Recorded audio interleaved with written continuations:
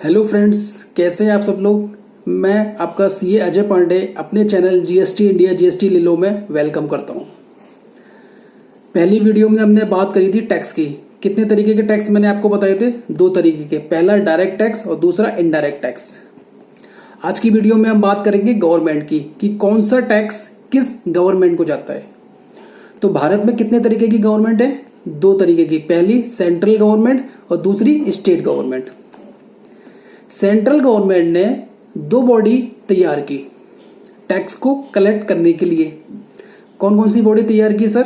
पहली CBDT, central board of direct tax, CBDT, जो किसमें डील करती है? सिर्फ और सिर्फ डायरेक्ट टैक्स में।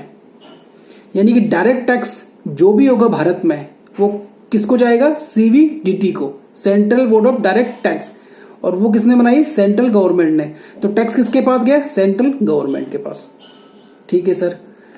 और दूसरी बॉडी गवर्नमेंट ने कौन सी बनाई? सीबीईसी, जीएसटी के आने से पहले की अगर मैं इनडायरेक्ट टैक्स में बात करूं तो कौन सी बॉडी तैयार थी? CBEC, central board of excise and custom. तो सीबीईसी में कौन से टैक्स आ जाते हैं? Indirect tax. तो मैंने कौन कौन से टैक्स आपको बताए थे? पहला एक्साइज ड्यूटी, दूसरा वैट, तीसरा service tax, fourth is custom duty. यानी कि एक्साइज ड्यूटी किस पे लगता था? जो मैन्युफैक्चरिंग करता था। वैट किस पे लगता था? जो ट्रेडिंग करता था। और सर्विस टैक्स जो सर्विस इंडस्ट्री थी। और custom import the goods and export the goods, उसको क्या देना होता था? कस्टम। तो इनडायरेक्ट टैक्स में आपके केवल और केवल 4 बताए मैंने मेन जो टैक्स हैं, लेकिन इसमें से वैट यानी कि वैल्यू एडेड टैक्स को छोड़ करके जो 3 टैक्स बचे उसका पैसा टैक्स का किसको जाता है? सीबीईसी को, central board of excise and custom. और ये पैसा फिर किसको गया? सेंट्रल गवर्नमेंट को। अब हम बात करेंगे वैट की। वैट में आपका पैसा किसको जाता है? स्टेट गवर्नमेंट को। तो करंट में अगर मैं बात करूं तो भारत में कितनी स्टेट है? 29 स्टेट। तो 29 स्टेट है तो हर स्टेट का वैट अपना होता था। यानी कि दिल्ली में अगर हम रहते हैं तो डी वैट की कंप्लाइंस करेंगे, Delhi value added tax, D VAT. Maharashtra में तो महाराष्ट्र वैट, हरियाणा में तो हरियाणा वैट, एमपी में तो एमपी वैट, एपी में तो एपी वैट।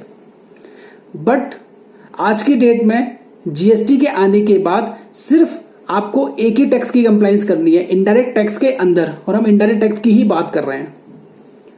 किसकी कंप्लाइंस करनी है? सिर्फ और सिर्फ जीएसटी की, क्योंकि ये सारे टैक्स मर्ज होके क्या बन गया? जीएसटी। यानी कि पहले अगर हम बात करें तो ये 4 तरीके के जो इनडायरेक्ट टैक्स में टैक्स हुआ करते थे। हम किसी भी एक इंडस्ट्री में अगर एज ए अकाउंटेंट जॉब करते थे तो एक ही इंडस्ट्री में रह जाते थे। और अगर हम वैट यानी किसी ट्रेडिंग इंडस्ट्री में अगर हम जॉब करते हैं, चाहे वो दिल्ली में हो चाहे वो हरियाणा में हो, तो हमें वहां के हिसाब से वैट की कंप्लाइंस करनी पड़ती थी। और वो पैसा किसको जाता था? स्टेट गवर्नमेंट को। चाहे वो दिल्ली की हो, चाहे वो हरियाणा की हो, चाहे वो महाराष्ट्र की हो, चाहे वो आंध्र प्रदेश की हो। ठीक है सर। तो एज ए अकाउंटेंट या एज ए टैक्स कंसल्टेंट या फिर जो स्टडी कर रहा है, वो सीए की कर रहा हो चाहे वो लॉयर की कर रहा हो, उसके लिए पहले सारे टैक्स उसको पढ़ने पड़ते थे। इनडायरेक्ट टैक्स में क्या पढ़ना पड़ता था? एक्साइज ड्यूटी पढ़ना पड़ता था, कस्टम पढ़ना पड़ता था, और क्या पढ़ना पड़ता था? आपका सर्विस टैक्स पढ़ना पड़ता था, वैट पढ़ना पड़ता था। पर जीएसटी के आने से बाद आपको सारे टैक्स मर्ज हो गए तो सिर्फ क्या पढ़ना है? सिर्फ और सिर्फ जीएसटी। अब हम बात करते हैं कॉमर्स फील्ड की आज की डेट में कि सर कॉमर्स फील्ड में हमारा जॉब या हमारी ग्रोथ पॉइंट ऑफ व्यू से क्या तरक्की हुई? तो आंसर इज यस। पहले एक लिमिटेशंस थी कि आप एक ही इंडस्ट्री में फिक्स रहेगा टैक्स के डिपार्टमेंट में। बट आज की डेट में आप किसी भी इंडस्ट्री में जा सकते हो। हर इंडस्ट्री का गेट खुला हुआ है। तो गेट तभी खुला हुआ है जब आपको टैक्स की कंप्लाइंस बहुत ही अच्छे से आती है।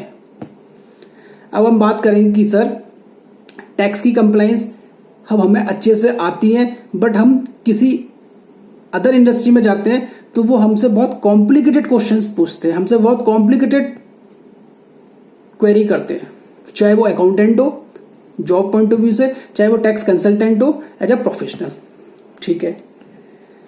तो इसके लिए हमें जीएसटी में अपनी एक कमांड बनानी है। कमांड इस तरीके की बनानी है, कमांड इतनी अच्छी बनानी है, कमांड इस बेस पे बनानी है कि किसी भी इंडस्ट्री में हम एज ए अकाउंटेंट जॉब कर सकें या एज ए टैक्स कंसल्टेंट उसमें हम अपनी सर्विसेज दे सकें। बट आप कहोगे सर हमें टाइम नहीं मिल पाता है, जब हम जॉब करते हैं तो हमें टाइम नहीं मिलता है कि हम जीएसटी में कैसे अपडेट रहें, और अगर जीएसटी में अपडेट रहने के लिए हमारे पास इतना टाइम नहीं होता कि हम बुक्स पढ़ सकें। एक स्टूडेंट ने मेरे से पूछा कि सर बहुत ही टेक्निकल लैंग्वेज होती है जीएसटी की, टैक्स के लॉस की, तो हम उसको इंटरप्रिटेट नहीं कर पाते हैं, हम उसको अंडरस्टैंड नहीं कर पाते हैं, हम उसको समझ नहीं पाते। तो इन सारी चीजों को ध्यान में रखते हुए मेरे हार्ट से ये चीज निकली कि क्यों ना मैं अपना चैनल जीएसटी इंडिया जीएसटी ले लो स्टार्ट करूं, और उस चैनल के थ्रू मैं उन फ्रेंडों तक, कि जिन फ्रेंडों को प्रॉब्लम होती है, ये टाइम नहीं मिल पाता है, कंसल्टेंट तो टाइम निकाल लेते हैं, उनको अपडेट रहना भी पड़ता है, बट एज ए अकाउंटेंट वो टाइम नहीं निकाल पाते, जॉब से इतनी फुर्सत नहीं मिलती कि वो और अपनी जीएसटी में ग्रोथ बना सके और अच्छी कमांड बना सके। तो इसी चीज को ध्यान में रखते हुए मैंने अपना चैनल जीएसटी इंडिया जीएसटी ले लो स्टार्ट किया, और मेरे इस चैनल का ये ऑब्जेक्ट है कि मेरी वीडियो उन बंदों तक जाए कि वो बंदे अच्छे से अच्छे जीएसटी को समझ पाए और अपनी जॉब में और अपनी लाइफ में आगे बढ़ पाए, और कभी भी ये ना सोचें कि कॉमर्स लाइन में बहुत ही ज्यादा वर्कलोड होता है, सैलरी मिलती नहीं है और हम लोग आगे ग्रो नहीं कर पाते। तो ऐसा कुछ भी नहीं है। आप अगर टैक्स में अच्छी कमांड बना लोगे तो इन फ्यूचर में आप जॉब छोड़ के अपनी प्रैक्टिस भी स्टार्ट कर सकते हो। ओके फ्रेंड्स, तो ये चैनल मेरा जो है सिर्फ इसी मकसद से है कि उन फ्रेंडों तक वो वीडियो पहुंचे जिससे कि वो अपडेट रहें, और जीएसटी की मेरी जो भी वीडियो आएंगी स्टेप बाय स्टेप वो आपको बेसिक से लेके कॉम्प्लिकेटेड जीएसटी तक मैं आपको ले जाऊंगा। मेरा टारगेट है स्टेप बाय स्टेप, क्योंकि मैं चाहता हूं कि बंदे को बेसिक अंडरस्टैंडिंग से कॉम्प्लिकेटेड अंडरस्टैंडिंग तब क्लियर होगी जब उसको बेसिक अंडरस्टैंडिंग अच्छे से क्लियर हो जाएगी। ओके फ्रेंड्स, तो इस चीज को ध्यान में रखते हुए मेरी वीडियो को ज्यादा से ज्यादा शेयर करें, मेरे चैनल को सब्सक्राइब करें और वीडियो को लाइक करें, और बेल आइकन को दबाना ना भूलें, जिससे कि मेरी जो अगली वीडियो आएगी उससे आप क्या रहोगे, अपडेट रहोगे। Okay friends.